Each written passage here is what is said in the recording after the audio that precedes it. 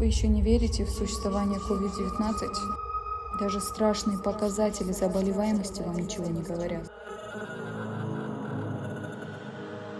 Мы хотим вам показать реальную ситуацию в инфекционной больнице города Талдыкурган. Для начала, чтобы войти в грязную зону, нужно одеть защитный костюм.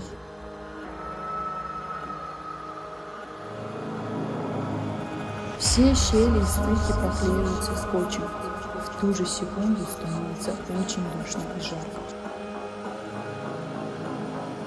На момент нашего визита в медучреждении находилось 213 заболевших. Из них 18 человек были в реанимации. Вот мы и в грязной зоне. Уже жутковато. В основном в реанимации лежат в возрасте 80 лет. Неужели они должны видеть больничные стены, слышать звуки ИВЛ вместо звонкого смеха любимых внуков? Врачи борются за их жизнь каждую секунду. Дышать самостоятельно они не могут. Задумайтесь на минуту. Ведь именно походы по тоям, рестораны приводят к такому.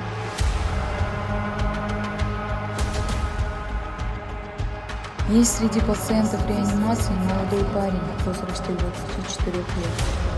Он на протяжении 20 дней занимался самолечением и в итоге лежит 100% поражением легких. Когда мы выходили с реанимации, одна бабушка шепотом сказала: «Я хочу жить».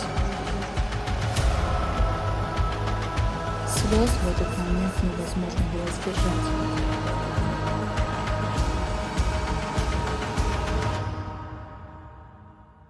Мы побывали в палатах, где у пациентов состояние было и получше.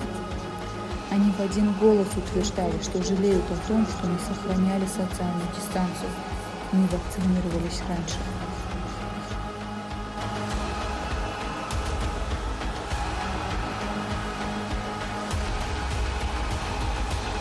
По возвращению из грязной зоны все обмундирование снимаем по четкому регламенту.